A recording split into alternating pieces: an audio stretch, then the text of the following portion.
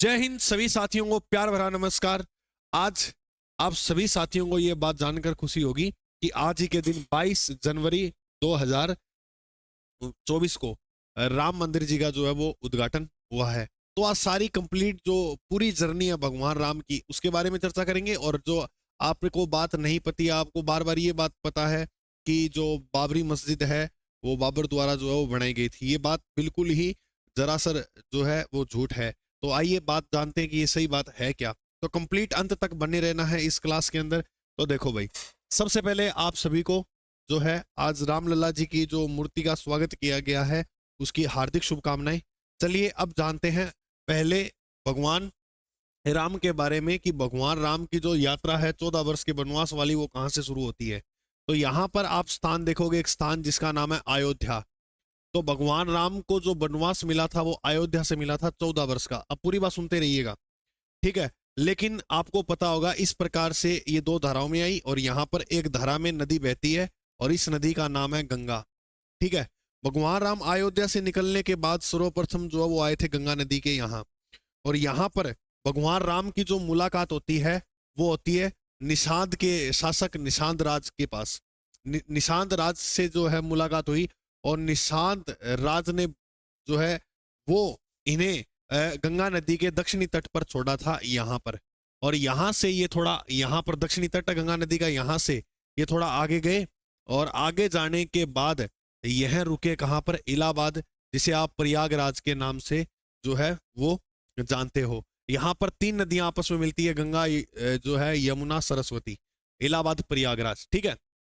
फिर यहाँ से भगवान राम और की जो यात्रा रही थी वह चित्रकूट। फिर चित्रकूट में जब भगवान राम गए तो बताते हैं यहाँ पर इनको वापस ले जाने के लिए कौन आए थे, भरत आए थे, ठीक है। उसके बाद भगवान राम ने उनको जो है सम्मान पूर्वक वापस जाने को कहा और खुद यहाँ से रवाना होते हैं और दंडक वन जो है वहां पर पहुंचते हैं। बताया जाता है कि दंडक वन में इनका जो जीवन रहा था वो 10 वर्ष तक यहाँ बिताए थे। दंडक वन में कितने वर्ष, 10 वर्ष। और फिर उसके बाद दंडक वन के बाद यह पहुंचे महाराष्ट्र में, एक स्थान है पंचवटी। कौन सा स्थान है, पंचवटी। और ऐसा बताया जाता है कि यहीं पर जो है वो सीता जी का क्या हुआ था, हरण।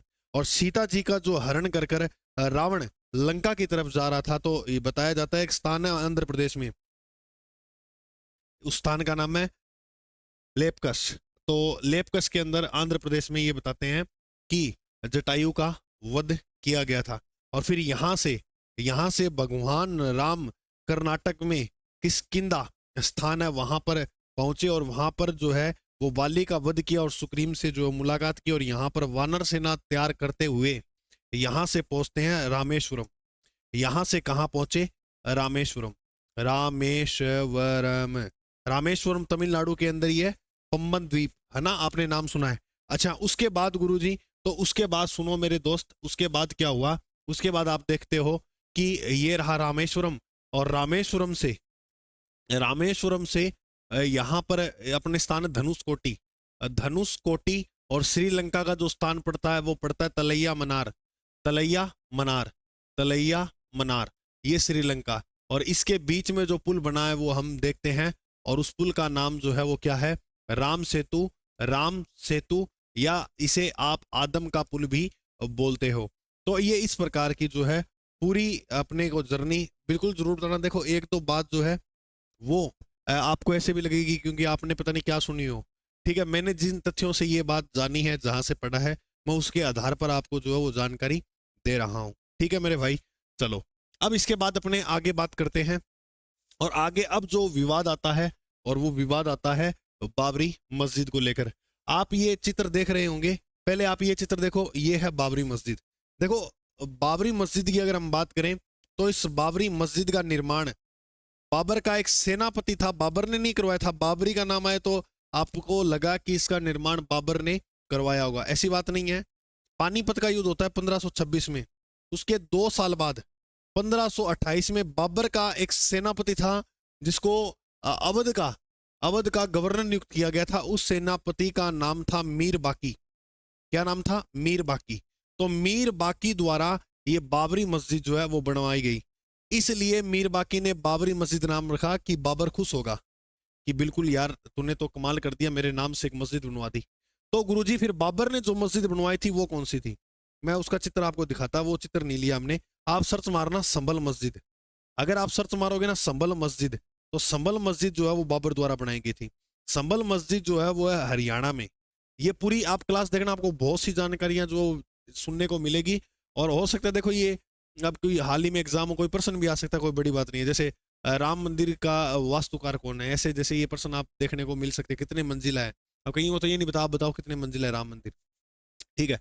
संभल मस्जिद जो है हरियाणा के अंदर वो बनाई गई थी बाबर द्वारा पानीपत युद्ध के बाद। पानीपत युद्ध के बाद। तो गुरुजी इस मस्जिद के ऊपर जो भाई लोग हैं वो चढ़े हुए हैं, ये क्या कारण है, ये क्यों चढ़े हुए हैं? तो इसके पीछे आइए जानते हैं क्या जो है वो स्टोरी रही थी। ऐसे बताया जाता है, ऐसे बताया जाता है कि अवध में भगवान जो सॉरी अयोध्या के अंदर काफी भगवान राम के मंदिर थे। तो ऐसा बताते हैं कि उस मंदिर को, किसी एक मंदिर को तोड़कर मीर बाकी ने वहां पर बाबरी मस्जिद बनवाई थी। ठीक है।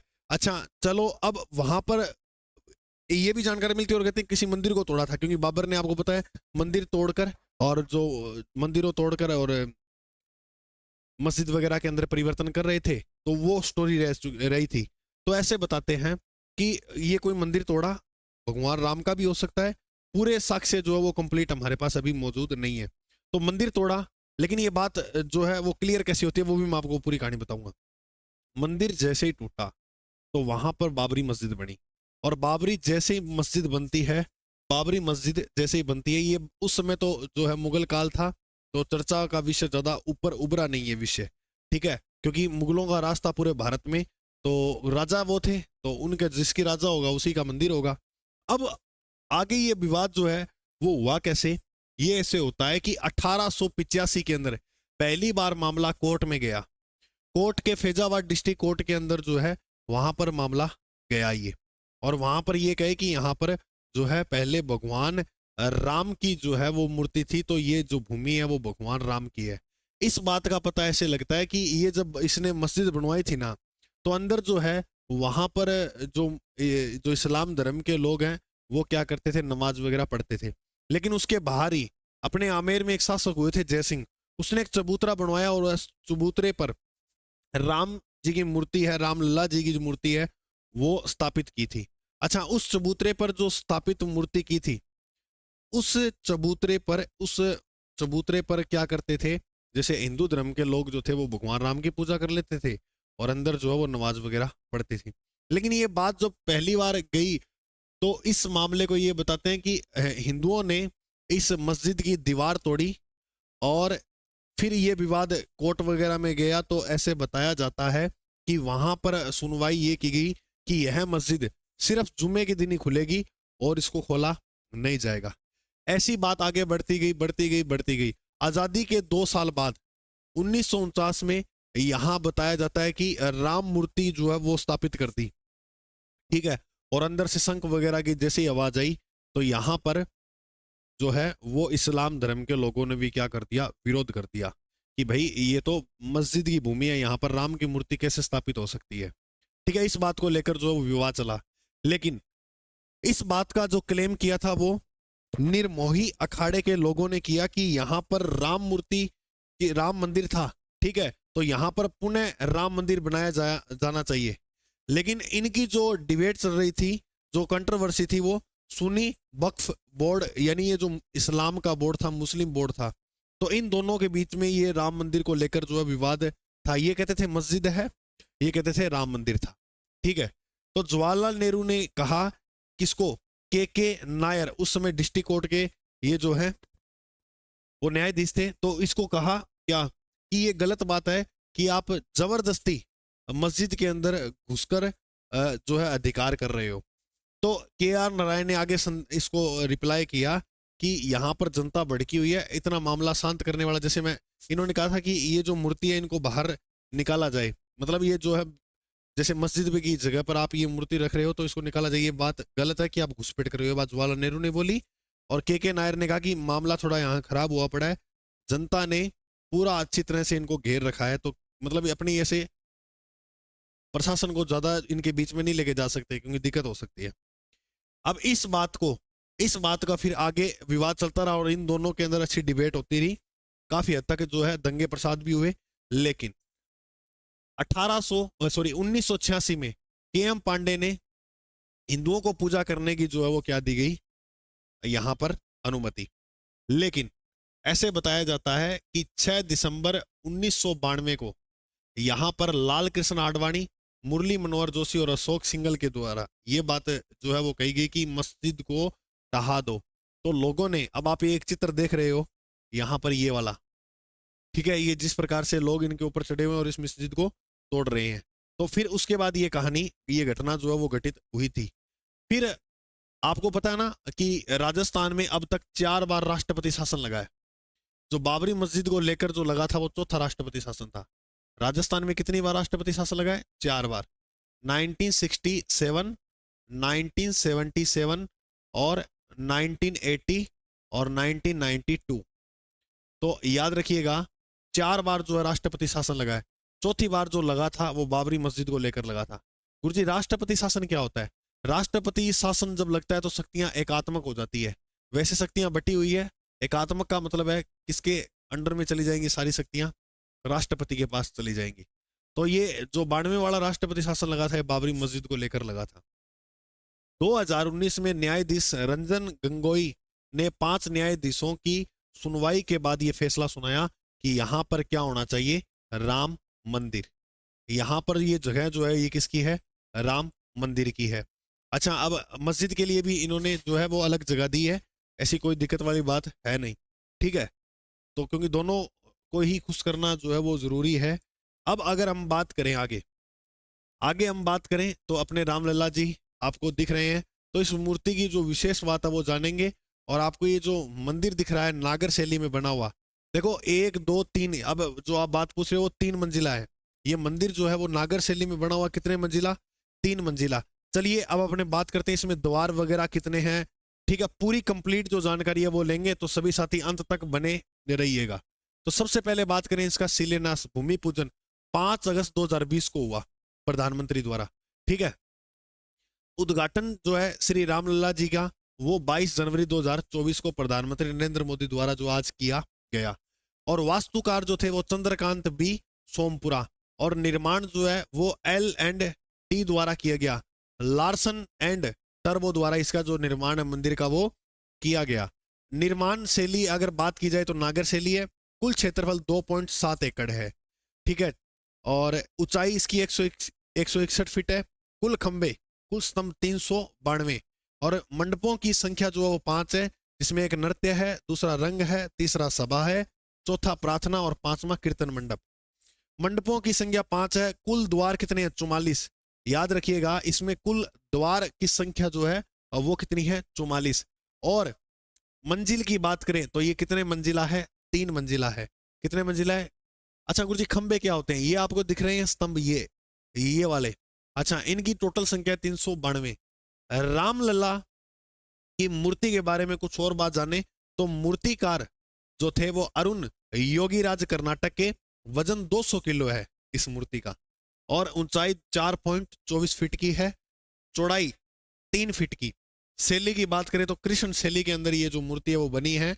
मूर्ति के ऊपर स्वास्तिका चिन्ह है, ओम, चक्र, गदा, सूर्य भगवान विराजमान है।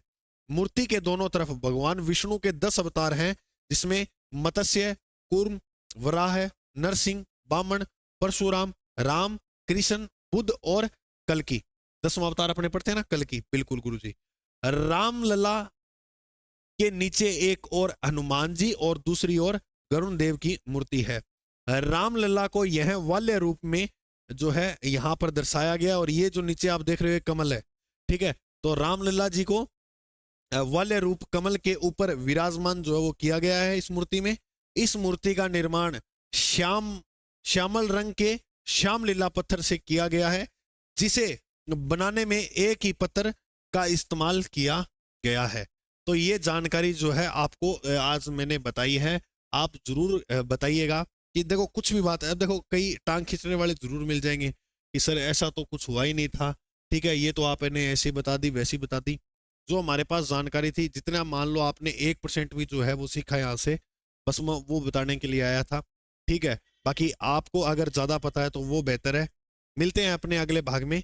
आज के लिए जय हिंद। और फिर से एक बार रामलला जी की जो आज मूर्ति अपने यहाँ स्थापित हुई है, काफ़ी वर्षों का ये विवाद था, हमने देखा। तो इसके लिए पूरे भारत के देशवासियों को दिल से जो है वो शुभकामनाएं देते हैं हम।